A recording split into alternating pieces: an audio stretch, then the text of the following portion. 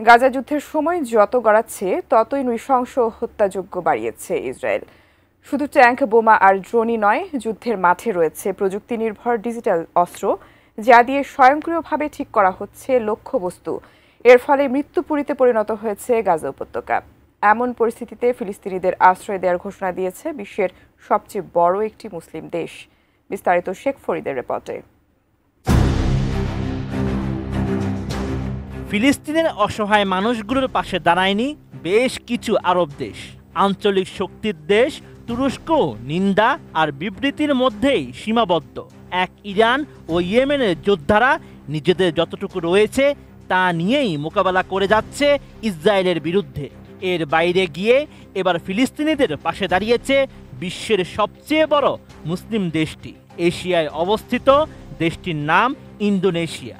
অবরুদ্ধ গাজা উপত্যকায় 1.5 বছরের বেশি সময় ধরে চলা যুদ্ধে ক্ষতিগ্রস্ত ফিলিস্তিনিদের আশ্রয় দেওয়ার জন্য প্রস্তুত ইন্দোনেশিয়া। এই মুসলিম দেশের প্রেসিডেন্ট প্রাবুও সুবিয়ান্তো ফিলিস্তিনিদের আশ্রয় দেওয়ার বিষয়ে এই তথ্য জানিয়েছেন। ইন্দোনেশিয়ার প্রেসিডেন্ট জানান, প্রথম ধাপে যুদ্ধে ক্ষতিগ্রস্ত 1000 ফিলিস্তিনিকে আশ্রয় দেওয়ার প্রস্তুতি নিয়েছে জাকার্তা। এছাড়া ক্ষতিগ্রস্ত এসব মানুষকে কিভাবে ইন্দোনেশিয়ায় সরিয়ে নেওয়া যায় সে বিষয়ে তিনি দেশটির পররাষ্ট্রমন্ত্রীকে ফিলিস্তিনি ও অন্যান্য পক্ষের সঙ্গে দ্রুত আলোচনা করার নির্দেশ দিয়েছেন।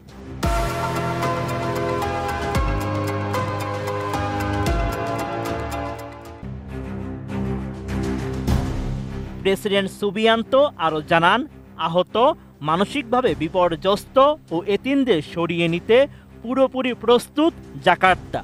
ভুক্তভোগীরা পুরোপুরি সুস্থ হয়ে ওঠা এবং তাদের ফেরত পাঠানোর জন্য গাজার পরিস্থিতি নিরাপদ হওয়ার আগ পর্যন্ত তারা ইন্দোনেশিয়ায় থাকবে।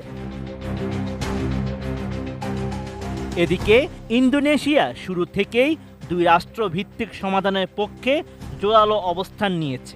এমনকি গাজায় বারবার মানবিক সহায়তাও পাঠিয়েছে দেশটি। ইন্দোনেশিয়ার প্রেসিডেন্ট জানান, গাজা সংকট নিরসনে ইন্দোনেশিয়া তার রাজনৈতিক কূটনৈতিক প্রচেষ্টা আরও জোরদার করবে, যদিও এটি একটি সহজ কাজ নয়। এর আগে গত বছর প্রেসিডেন্ট হিসেবে দায়িত্ব নেয়ার আগে সুবিয়ান্তো বলেছিলেন, প্রয়োজন হলে ইন্দোনেশিয়া গাজায় শান্তিরক্ষী বাহিনী পাঠাতে প্রস্তুত। এছাড়াও 2 মাস আগে ইন্দোনেশিয়ার পররাষ্ট্র মন্ত্রণালয় জোর দিয়ে জানিয়েছিল, ফিলিস্তিনিদের জোরপূর্বক বাস্তুচ্যুত করার যে কোনো উদ্যোগকে দৃঢ়ভাবে প্রত্যাখ্যান করছে জাকার্তা, যা ছিল মার্কিন প্রেসিডেন্ট ডোনাল্ড ট্রাম্পের একটি প্রস্তাবে তীব্র প্রতিক্রিয়া। Sheikh Farid, ATN news.